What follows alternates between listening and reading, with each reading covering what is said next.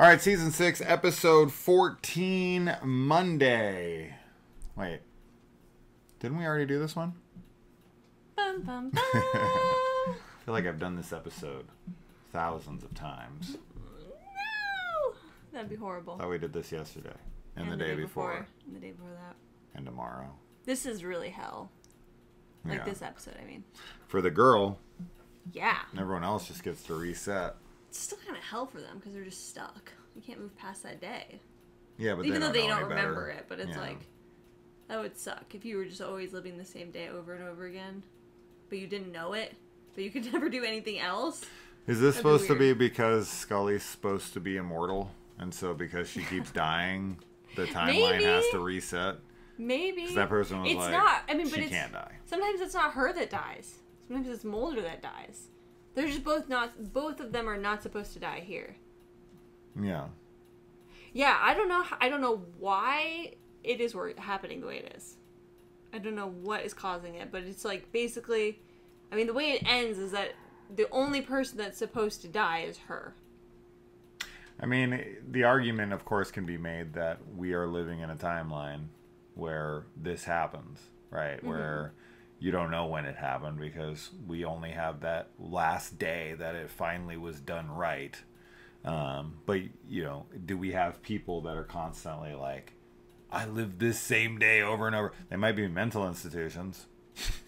I don't and know. they're like, don't listen to this person, but they went through this. I mean, do I actually think this happens in reality? No, but maybe this is happening in the X-Files world all the time. And then those people just, you know, nobody listens to them or whatever. But maybe these days have been lived over and over and over again endlessly. Maybe, yeah. I mean, don't know. Mulder and Scully had a revisit day after the aliens put things right when Mulder switched bodies with that guy.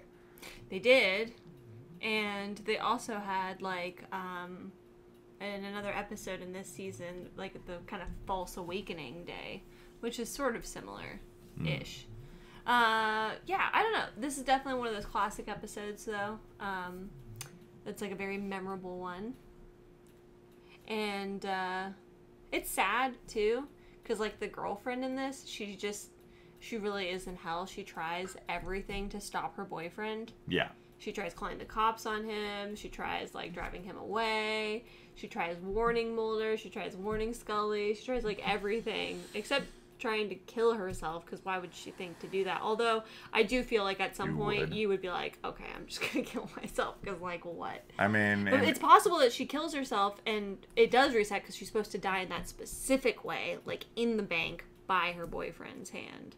I mean, in every time loop movie I've ever watched, whether it's Palm Springs or Groundhog Day or whatever, you name it, the people ultimately always try to kill themselves and they just wake back up. Yeah. It's horrifying. You wouldn't want to live the same day over and over again? If it was the best day ever, yes. What's the best day ever? Any day with you. Uh-huh. But if it's just a regular day... Yeah. No, because you can't do anything else. But if you don't know it, then it's like... But still would suck. Yeah, so the episode starts with Mulder and Scully dying, which, of course, doesn't end up staying that way. Yeah. And we get confirmation that Mulder still has a waterbed with a mirror over his bed. He still has it left the same way. So that was cool to see some continuity there. He wakes up because he has a leak in the waterbed. And we get to see him, like, live the same annoying morning over and over again where his waterbed is leaking everywhere. He gets a phone call from his downstairs neighbor being like, it's leaking down here. He's tripping over his shoes. I mean, we also Late get to the work. confirmation, though, that Mulder and Scully both outright say, like, I have no idea how you got this bed. Yeah, both of them, because, like, at one point, she says, you have a waterbed? And he's like, I think it was a gift. I don't know. It's like, I don't know. That's crazy. Which is very funny, yeah, that they're both just like, when did you get a waterbed? And he's like... I'm surprised he's not more, like... Yeah, you would think he would be inquisitive like, about the that. aliens gave me a waterbed. It's always the damn aliens. But, yeah, it's like the whole thing happens because of the waterbed, honestly, because if he didn't have the waterbed, he wouldn't have a leak, which means he wouldn't have to go try and cash his, like, check yeah, early Yeah. to pay his landlord for the damages that's Yeah. happening. So it's all because of the waterbed. Yeah, but in classic Mulder fashion, because he's clairvoyant to some degree and isn't, tuned in to, the supernatural, he walks past the car and does something, and she's like, he's never done that before. Yeah. Right, so Mulder changes things unprompted. And then, of course, when she talks to him, he starts repeating something to himself over and over and over again. And then that ultimately leads to him solving this and getting out of it. So because she got through to Mulder, if it wasn't Mulder, she'd probably be stuck in this day endlessly. Yes, yeah. But because she got lucky enough to be stuck with spooky Mulder. Yeah, because even when she goes to try and talk to Scully, like, she literally goes to the FBI building and is like, don't go to the bank today. And it does sound like a threat. It sounds very concerning the way she says it. Because she literally says, like, if you and Mulder go to the bank, like, you'll die. And Scully's just kind of like, it's a weirdo. Like, what's that weirdo doing here? And it's like, Scully, you work not only for the government, for the FBI, but you also work on the X-Files. And this person that you've never met knows both you and Mulder's name and tells you that you're going to die. Like, you'll at least, even if you don't think it's, like, spooky, yeah, you'll at least be like, I agree with you 100%. It's and she super does. silly. Yeah. Or I don't know if she says both of you don't go. She might just say don't let Mulder go, because I think that's the same version when Scully, like... Yeah, Mulder listens and Scully goes anyway. Well, no, because Scully's like, no, okay, I think she tells her not to let Mulder go to the bank, because then Scully's like, I'll go to the bank for you. And then that's when... No, she tells Mulder, and Mulder listens, and then he goes back to the office, and then... That's another version. Yeah. There's multiple. But yeah, they always get their wires crossed, and one of them or both of them end up going. Yeah. So, yeah. Yeah. And everything's slightly different every day. Yeah, it is. Which is cool. different, right? That's different from usual. When it comes to these, they're usually always identical, whether it's Happy Death Day or whatever.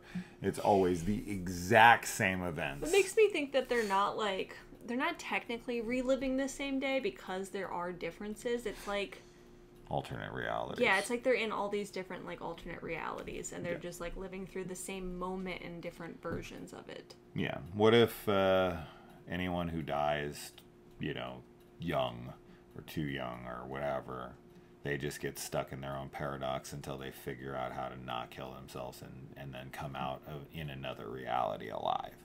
Maybe. We talked about this before, that there's that, like, what is the theory called? But it's like, basically that anytime you die, you just go into another reality. Yeah.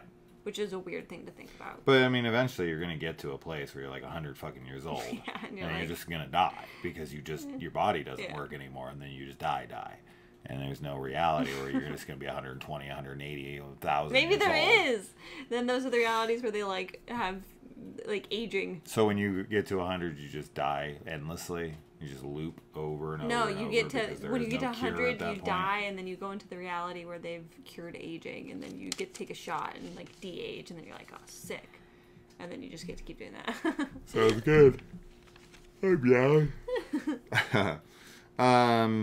And then, yeah, why they can't shoot him before he detonates the bomb. This is probably my biggest gripe with the episode, but because he's not using a pressure trigger, which a pressure trigger would eliminate this issue, and this is where those, like, little minor tweaks in writing, I'll never understand how they're not fixed. I don't understand how anyone on set is like, why can't I just shoot him? He pulls the thing out, and he has, like, a switch that he has to flip, and his hand's not even on it yet. He, like, pulls out the vest, and then he goes to, like, right, and they're like, no, and watching, and then Mulder has time to be like, he's got a bomb, he's got a bomb, he's got a bomb, he's got a bomb. He says it, like, 7 times to himself before he flips it. Yeah. Just shoot him in the fucking head before he can pull the trigger. If he had a pressure switch, and he's just like, if you shoot me, I let it go, and it blows up, then he holds it, and he's like, all right, I'm going to let it go. And you're just like, he's got a bomb, he's got a bomb. Because there's literally nothing you can do in that moment. Yeah. But having him just go to, like, raise his hand up, they'd shoot him. 100% they'd shoot him. Yeah. So that's, those things irritate me way more than some other things that people seem to never be able to get over. Like, those kinds of character decisions to me, especially, like, trained federal officers who are literally trained in, de-escalation and bomb stuff and all that. It's like, if he's got that kind of trigger, shoot him in the fucking head. Yeah. He's not going to be able to do anything.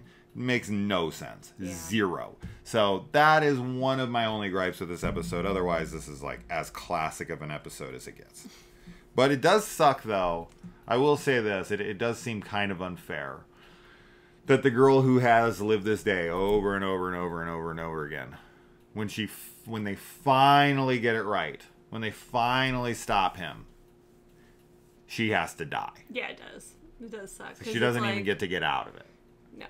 I mean, she does ultimately get to get out of it. But she's like, yeah, he shoots her. And then that's what makes him be like, all right. Well, it just sucks that she was miserable for so long before she died. If she wasn't, like, miserable, but was just like, I can't get out of this day, then it would be kind of like, that sucks that you die. But, yeah. Yeah. And last thing for me, shout out to good old Ed Chigliak from Northern Exposure. I watched all of Northern Exposure when it aired, and anytime I see an actor or a character, because I called him Ed Chigliak, which is his character's name, Darren Burroughs is his name. Kaylee would know him from Crybaby. He's Hatchet Face's boyfriend. Oh, that's the guy who's with the bomb vest in this. Yeah. But very different character. Much, much different. But he's still a rebel.